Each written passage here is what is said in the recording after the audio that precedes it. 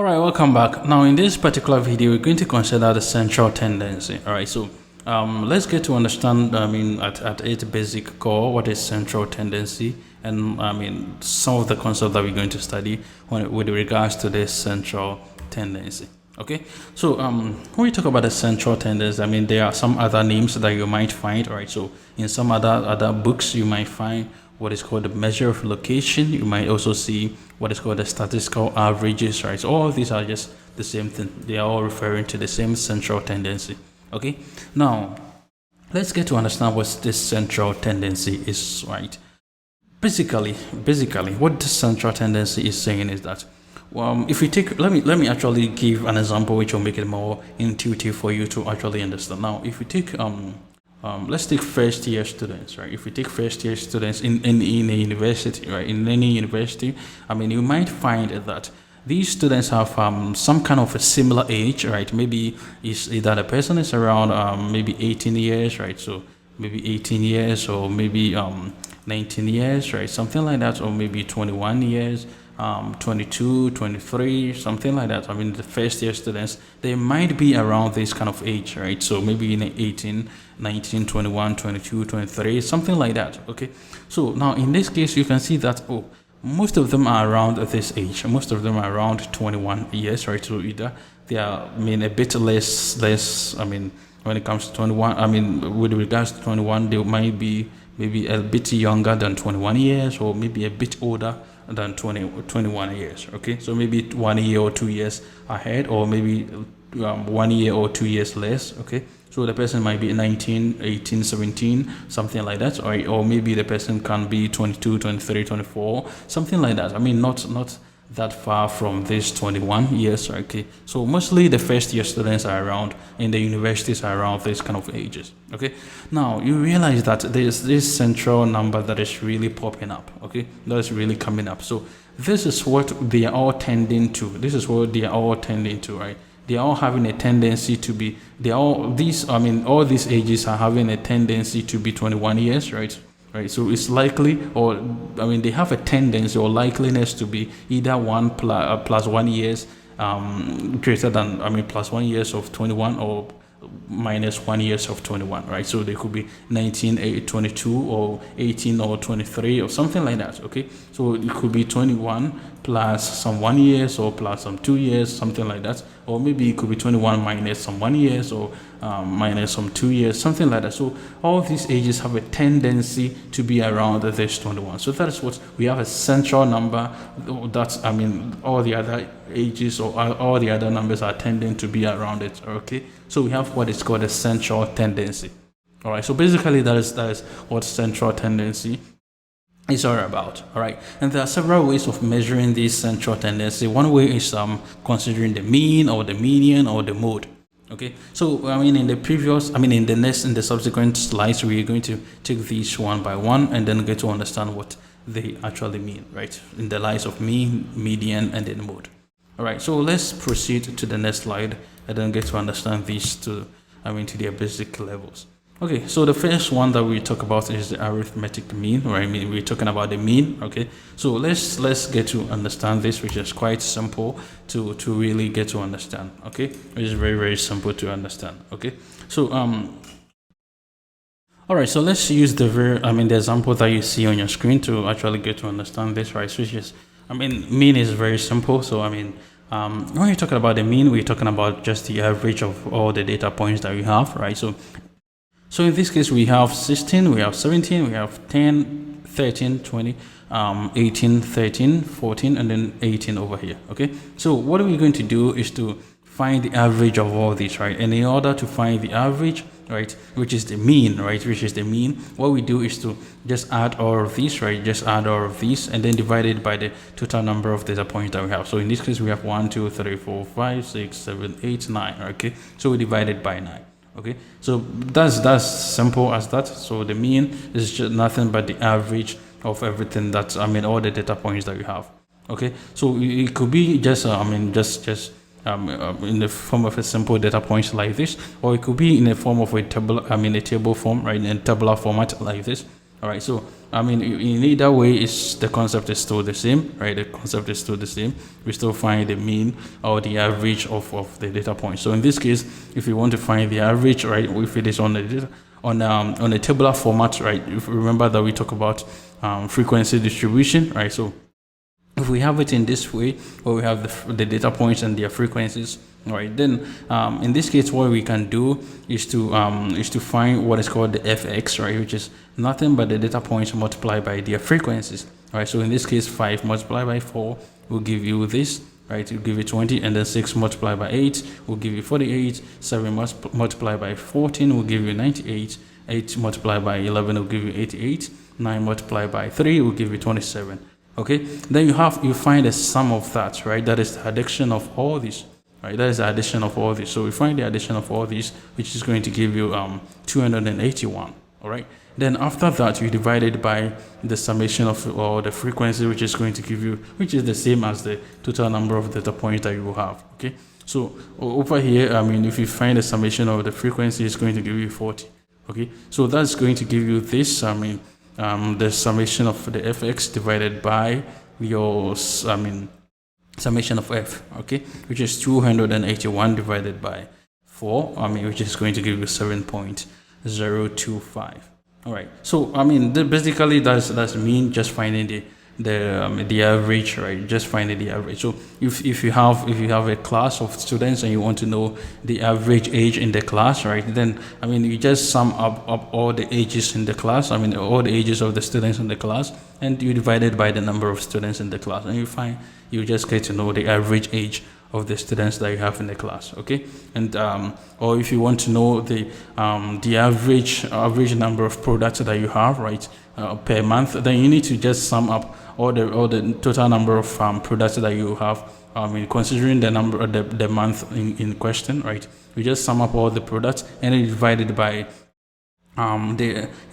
the total number of products that you have over there. Okay, and you get to know the average number of products. Okay, so it's just as simple as that. One good thing is that when we get to the Python, when you're using the Python, for instance, we're not actually going to calculate this, right? Python will give you some functions that you're going to use, which you will not be doing all these manually, right? So you're not going to do that. All right, we see some examples, right? So maybe quickly, let me just show you some example over here, right? So for instance, let me do this.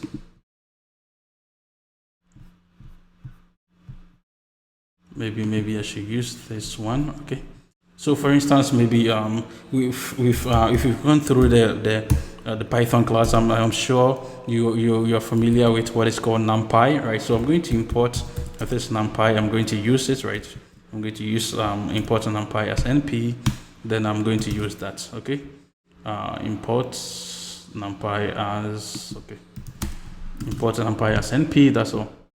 So I'm going to use this one. So let me just give some list over here. So maybe some list of numbers. So if I have, say, maybe I have, say, 2, 3, 5, 7, 12, 13. I'm just giving any random numbers over here, maybe 9, something like that. Okay.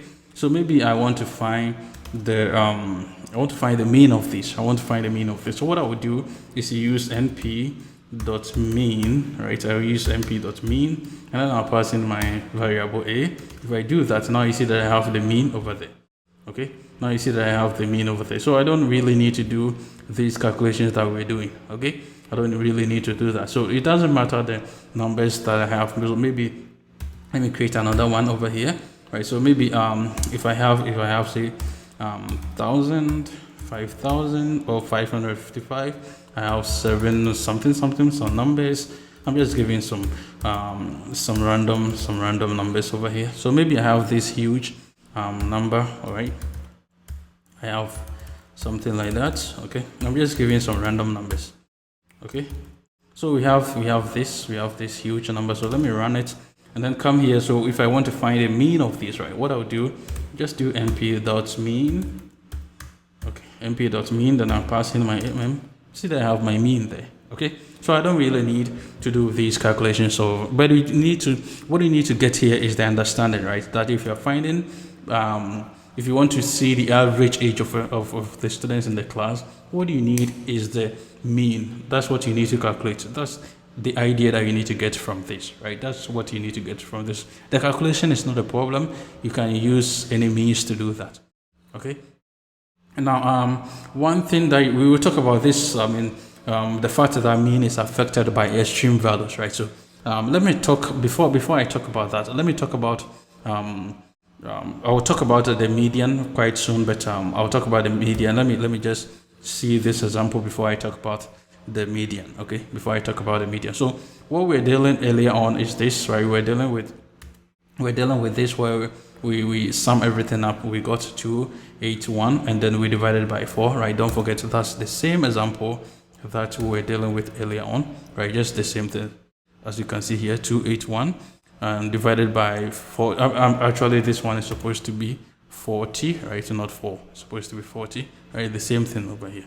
Okay, so the same, we are just taking the same example to the next slide, right? So it's the same example. We're just going to do some little comparison over there. Okay, so the same thing that you're seeing over here.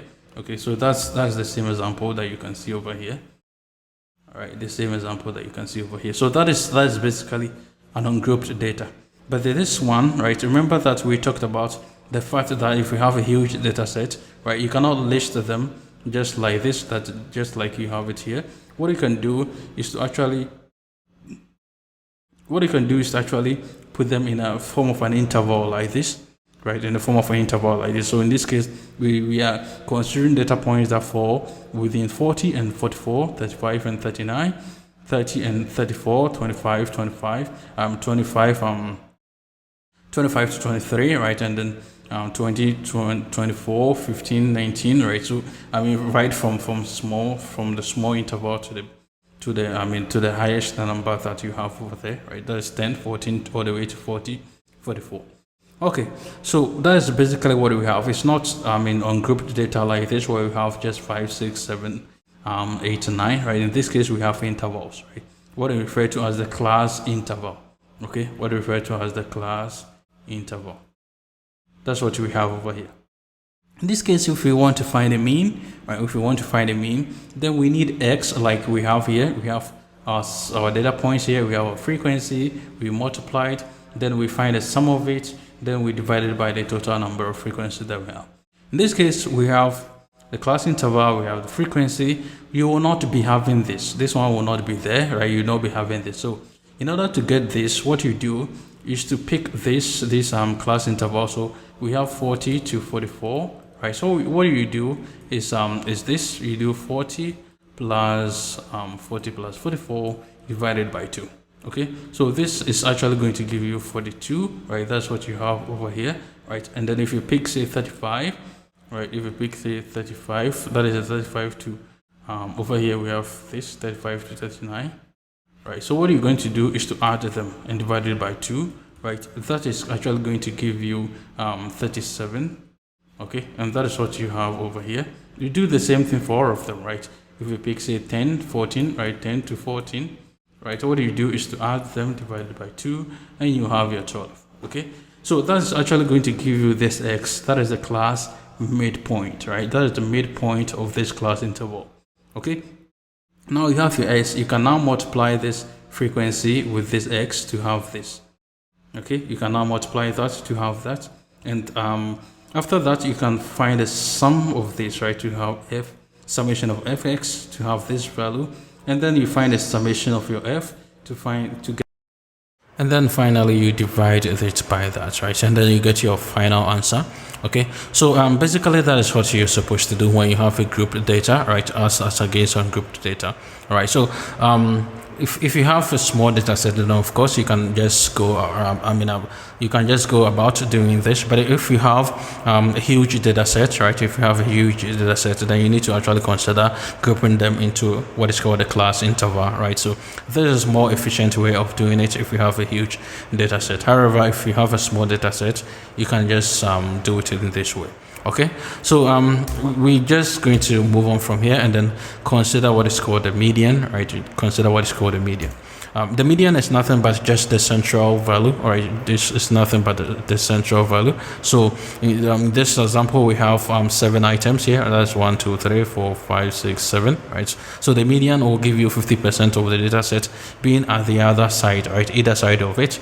Okay, so over here you can see that we have 3 data points here. We have another 3 data points here, and then the middle point becomes the median. Right, so the median is nothing but the middle data. What you need to take note of, right? What you need to take note of is make sure that you arrange your data, right? Either in ascending order or in descending order. All right, so that is what you are supposed to take note of, right? Apart from that, I mean, the median is just the central number or the central value that you can actually get.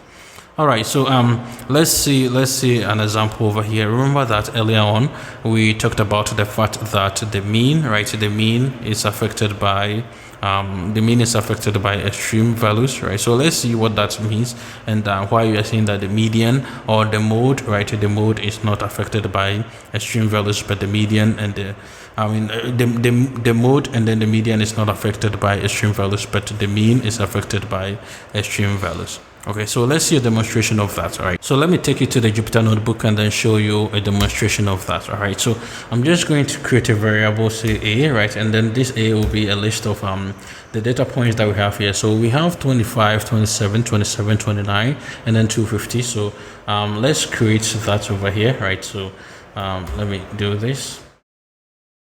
So we have 25, we have 27, 27, then we have 250. Right, so let me even make this 130, right, so that will be clear for you to understand. So I created this variable. Now I can find the mean of this, right? I can find the mean of this. Remember that I told you earlier on that in Python we don't actually use we know manually going to calculate this mean by hand, right? We just, for instance, I can just use np.mean, right? If I want to find a mean, I use np.mean, then I pass in my value here. If I run this, now you see that I have my mean, right? So our the mean that we have over here, right? I think we left one variable here. Yeah, we left one value here, which is 29. Let me just add it over here. So we're having 29 over here, right? So let me run that and run it again. Okay, so now our mean over here is 27.6. okay, we have our mean here, 27.6.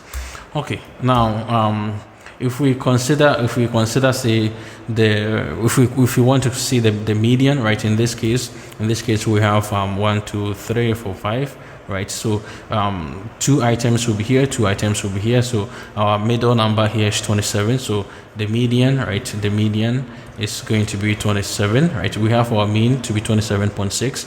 If we want to check the mode, right? If we want to find the mode over here, right? So our mode is actually going to be the number that appears the most, right? And in this case, we can see that 27, right? 27 appears the most. So the mode is also going to be 27, right? I mean, it's just, and it's not always going to be the case where you find it to be always the same like that, right? Remember that we talked about the concept of central tendency, where all the other data points would tend to be clustered around a certain number, right? So in this case, the mean, right? So you can see that the numbers are clustered around this one. Okay, now what we're going to show over here is that I'm going to create another variable. So in this case, I created A, right? So I'm going to create another variable, say B, right? And then inside this one, I'm going to change some of the values to say an extreme value that is going to be very high value or a very low value. So we have, say, 25, right? We have 25, 27, right? And then we have another 27, okay, another 27. Then we have 29. Okay, we have 29. Then instead of a 30, I'm going to use maybe 300, or maybe let me use, say, 450 over here. So this is extremely high, right? It's extremely. So let's say these are scores of students in a class, right? In a particular class, and you can see that most of the students. So if this is a test that the students take, or took, and then most of them are scoring around say 25, 27, 27, 29. Right now we can see that there's a certain student who is scoring around 450, which is a very huge number. I mean, that student is an outlier. It's maybe some kind of a genius, or maybe the student saw the question paper, so the person was able to answer everything correct. Okay, so now this is quite an extreme value here, right? So let's try and then find the mean of this one, right? Let's try and then find the mean of that. So I'm going to run this, and then I'm going to use the same mp.mean, right? If I see this, then I pass in my b over here. Now you see that now I have a different mean over here, right? I have a different mean over here, which is 111.6 over here, right?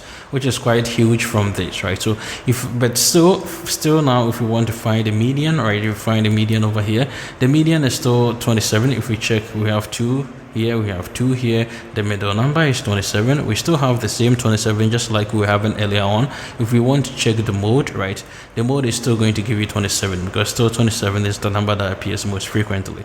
Okay, so that's basically what we have over here. So the mode is not affected, the median is not affected, but the mean is being affected. Now you can see that all the way from 27 to 111.6, which is quite huge a difference. It's actually affecting the mean, like, seriously. So if for instance you want to make a generalization that on average a student in the class scores 111, then you're making a huge mistake, because most of the students are scoring around 25, 27, 27, 29, right? Most of them score around 27. Okay, but if you are saying that on average most of the students score 111, then that is a huge mistake, right? That's a huge mistake. But this one will be a better representation, but this one will not be, right? So you have to be very careful when you are dealing with a skewed data, right? So this one will be a normally distributed data, but this one is a highly skewed data, right? Where we have a certain student who is scoring very high, right, whilst others are scoring very low. So this one will be very skewed data, right? Unlike this one, where most of the students will be scoring the same, maybe around 27, 27, 20, 30, right? Something around that particular range. Okay, so you need to be very careful when you're dealing with skewed data. So if you have a normally distributed data, then the mean will be a better representation, right? So don't forget, with a normal distribution, or if we talk about Gaussian is another word that we use for normal distribution. Okay, so if we talk about that, if we have a normally distributed data, then don't forget we will have the mean, the median, and the mode all to be the same, right? However, if we have the skewed data, right? If we have a skewed data, then this is not going to be the case. So you have to be very careful whether it is right skewed or it is left skewed. You have to be very careful with it. All right, so the mean is appropriate when you're dealing with a normal distributed data. Okay, so that's the reason why we say that the mean is being affected by extreme value. In the same way, if we find extremely low, maybe like a 2, right? Maybe a student score 2, and then the others are scoring say 25, 27, 27, right? So something like that, and 30. This 2 becomes an extreme value, right? It becomes an extreme value, and it's still going to affect the mean, but it's not going to affect the median or the mode. Okay, so that's what we mean by the mean. The mean is being affected by extreme value. Okay, so having understand that, I mean, all these are just examples of the median that you can actually practice. I mean, just finding the middle value over here. Okay, so one practical one practical case that you can think of with regards to the mode is let's take for instance you have a shop, right? Or you have say a boutique. You have a boutique, right? You have a boutique where you sell say ladies dress, right? You sell say ladies dress, and then you want to see which kind of a dress is being bought most frequently. So you actually want to see the kind of dress which is mostly bought, so that you actually know which kind of dress you are supposed to place at your shop or at your boutique, so that people actually get to find the kind of dress that they want, or how you can even strategically position this item so that you make the best out of it, right? You can increase your profit, right? Because if that is the item that people buy the most, then you need to make it more visible for them to actually get to buy it. All right. So if you want to find the item that people buy the most, then you need to know that you are looking for the mode. Okay, you're looking for the mode. And if you're in the class, if you want to say if you want to find on average what is the score of the people on average, then you are talking of the mean, right? You're talking of the mean. So all these are just examples of this measure of central tendency that you can actually get to understand. So we're going to see this in action as we progress in the course. We're going to see more of these as we progress. All right, so let's move on and then see a summary of everything that we've talked about so far. All right, so we talked about the mean, we talked about the median, we talked about the mode. Okay, so I mean, we have the formulas here. As I said, we're not actually going to do this with regards to the formula. All these formulas have been inbuilt in Python for us. So as we progress, we're going to see a lot of these calculations, but we'll be using the Python for that particular purpose. All right, so the mean is nothing but the average, right? We find the average, and then the median is nothing but the middle value. The mode is the item that appears most frequently.